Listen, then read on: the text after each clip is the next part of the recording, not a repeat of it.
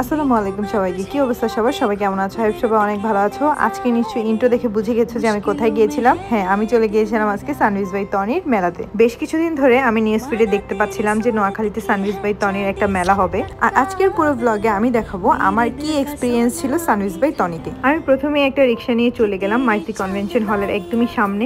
আর দেখতেই পাচ্ছ সুন্দর একটা ব্যানার দেওয়া, আর তোমরা গেলেই বুঝতে পারবা এখানে মেলা চলছে। আমি এখানে এন্ট্রি নিয়ে নিয়েছি, সাথে আমার দুই ছোট বোন ছিল। ঢুকেই প্রথমে আমার চোখে পড়লো ডান পাশে 3 পিস সেকশন, বাম পাশে শাড়ি সেকশন। শাড়ি দেখলে আমি এমনিতেই আটকে যাই, তো প্রথমে আমি শাড়িগুলো দেখছিলাম যে এগুলোর প্রাইস কেমন, আমার সাধ্যের মধ্যে কিনা। আমার শাড়ি যেহেতু অনেক পছন্দ, আমি অনেক শাড়ি কালেক্ট করি, তো প্রথমেই আমি যে শাড়িটা দেখছিলাম ওটা মোটামুটি ভালো লেগেছে। তারপর এই শাড়িটা আমার অনেক ভালো লাগছে, বাট প্রাইস অনেক বেশি, যেটা আমার সাধ্যের বাইরে। এত প্রাইস দিয়ে আমি আসলে এই শাড়িটা এফোর্ড করতে পারবো না, তাই আমি নিয়ে জাস্ট দেখলাম। আর এখানে কিন্তু 30% ডিসকাউন্ট চলতেছিল। আর একটা আপু আমার সাথে ছবি তুলতে চেয়েছিল, তো তার সাথে একটা ছবি তুলে নিলাম। আপুটা খুবই সুইট অ্যান্ড মিষ্টি ছিল। দেন চলে আসি এখানে ব্যাগ সেগমেন্টে। এখানে অনেক ভ্যারাইটিসের ব্যাগ ছিল, বাট আহামরি কোনো কালেকশন ছিল না, আমার তেমন একটা ভালো লাগে নাই।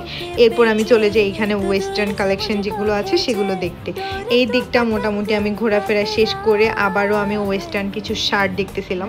যারা ওয়েস্টার্ন পরতে পছন্দ করে তাদের জন্য এগুলো পারফেক্ট, বাট আমার জন্য না। আর এই শার্টটা কিন্তু অনেক সুন্দর ছিল। এই শার্টগুলোর উপরে কিন্তু 20% ডিসকাউন্ট চলতেছিল। আর এখানে হচ্ছে 3 পিস কালেকশন ছিল, এখান থেকে অনেকগুলো 3 পিস রুকায়া দেখছিল, বাট আনফরচুনেটলি ওই 3 পিসটার প্যান্ট নাই, সেজন্য তারা এটা আরও ডিসকাউন্টে দিয়ে দিবে বলেছিল, বাট সেটা আর সাইমো নেয়নি। আর এই দিকে হচ্ছে আমরা ছবি ভিডিও করতে ব্যস্ত ছিলাম, কারণ তখন মানুষের ভিড় একদমই কম ছিল। এন্ড দেন আমি চিন্তা করতেছিলাম মেলায় যেহেতু এসেছি কিছু না কিছু একটা তো কিনতেই হবে। আমরা সবাই ছবি ভিডিও করছিলাম আর মজা করছিলাম একই সাথে। আর এই আপুটাও আমার সাথে একটা ছবি তুলতে এসেছিল। আপুটা কিন্তু খুবই, আর প্রত্যেকটা কোনায় কোনায় মানুষের অনেক ভিড় ছিল, যার কারণে প্রত্যেকটা সেগমেন্টের আলাদা আলাদা ভিডিও আমি নিতে পারিনি। এই সেগমেন্টটাতে আসার পর আমার সবার আগে শাড়ির দিকে চোখ গিয়েছে।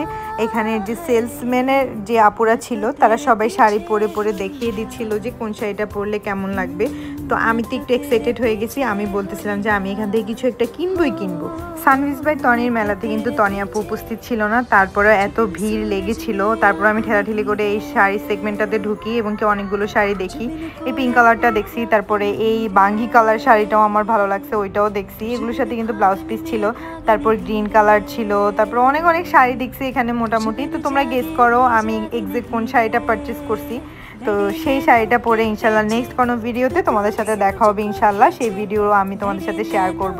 আর এখানে হচ্ছে আমরা 3 জন মিলে পরামর্শ করতেছিলাম যে এক্সাক্ট আমরা কোন শাড়িটা নিতে পারি। এন্ড ফাইনালি শাড়ি নিয়ে নিয়েছি। এখানে হচ্ছে সেই শাড়িগুলো, তো শাড়ি একটা হচ্ছে পাপড়ির ছিল, আর একটা হচ্ছে রুকাইয়া জান্নাতের ছিল, যেগুলো আমি ওদেরকে গিফট করেছি। এই মেলা থেকে যেহেতু আমরা একসাথে ঘুরতে এসেছি, তাই ছোট কিছু না কিনলে কি। শেষ মুহূর্তে যখন চলে যাব তখন প্রান্তি চলে এসেছে, প্রান্তির সাথেও দেখা হয়ে গেছে। আর এর মধ্যে দেখি পুরো মেলায় এত মানুষের জন্য হাঁটা যাচ্ছিল না।